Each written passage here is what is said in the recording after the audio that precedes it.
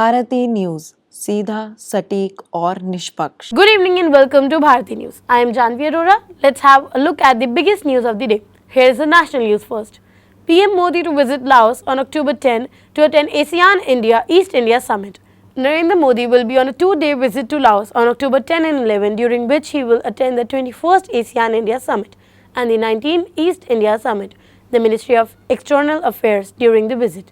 Modi will attend the 21st ASEAN-India Summit and the 19th Asia Summit being hosted by Laos as the current chair of ASEAN, it said. Modi is also expected to hold bilateral meeting on the margin of two summit, according to MEA. India is marketing a decade of Act East policy this year. Relations with ASEAN are central pillar of the Act East policy and our Indo-Pacific vision, the MEA said. The ASEAN-India Summit will review the progress of India-ASEAN relations through our comprehensive strategic partnership and chart the future direction of cooperation.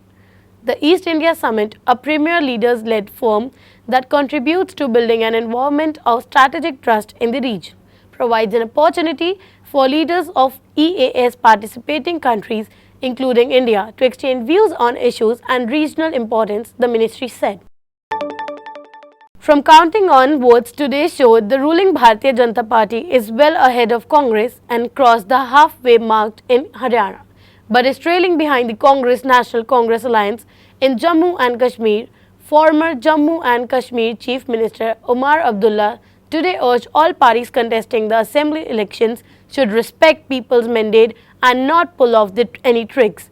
Abdullah's party, Jammu Kashmir National Congress, is currently ahead of 46 seats, one more than the halfway mark needed to form the government in the state. Here is the international news. No bilateral talks with India, Pakistan after Jaishankar rules out separate meeting with Islamabad officials. Responding to a query about the visit of Jaishankar and India-Pakistan ties, the foreign minister's spokesperson said Pakistan had received an official intimation with regards to this visit. It was ready to welcome all members.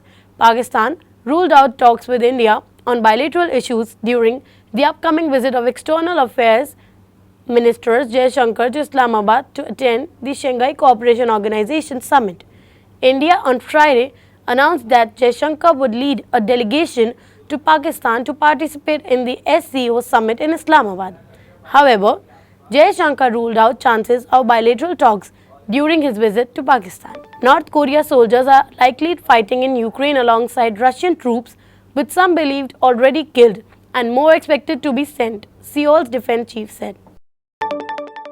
The Israeli military said Tuesday it had killed a senior Hezbollah commander in the strike on Beirut, a day after the one-year anniversary of the October 7th attack was marked by mourning and demonstrations around the globe.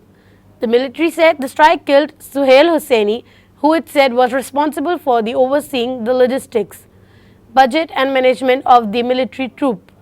Here is the sports news. India pace bowler Arundhati Reddy was reprimanded for giving an aggressive send-off to Pakistan's Nida Dar during their Women's T20 World Cup contest here. Reddy had taken 3 wickets in India's 6-wicket win over arch rivals on Sunday. She let emotion get better of her after castling Dar in 20th over of Pakistan inning as she gestured in the direction of pavilion. Indian pace bowler Arundhati Reddy has been reprimanded for breaching the ICC Code of Conduct during India's ICC Women's T20 World Cup 2024 match against Pakistan. The incident took place in the final over of the first inning when Reddy dismissed veteran Pakistan batter Nida Dar and gave her an aggressive send-off gesture, pointing towards the pavilion. This action was found to breach Article 2.5 of ICC Code of Conduct, which relates to using language, actions or gestures with displeasure or which could provoke an aggressive reaction from a batter upon his/her dismissal during an international match. Consequently, one demerit point was added to Reddy's disciplinary record and she was officially reprimanded. It was her first offence in the 24-month period. The charges were raised by an on-field umpires Elias Sheridan and Lauren Egenbach, along with the third umpire Jacqueline William and fourth umpire Claire Polosak.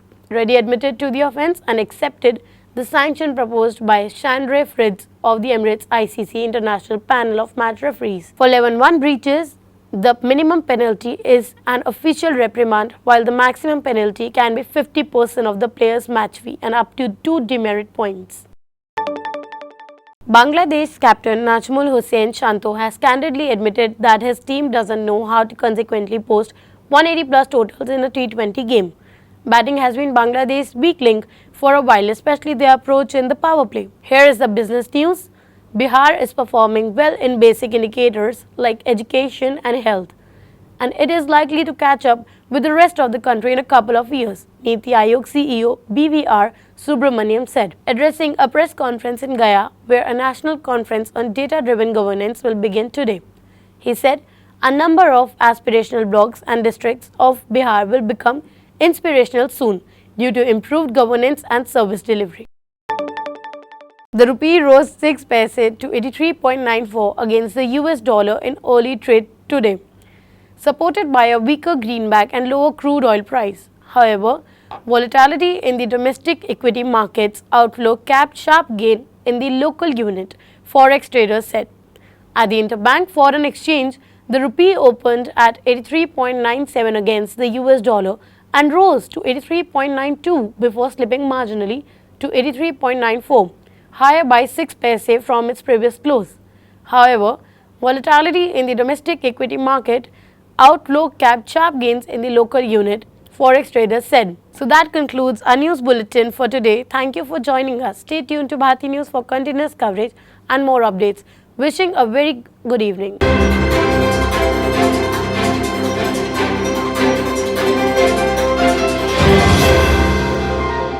Bharti news, सीधा, सटीक और निष्पक्ष।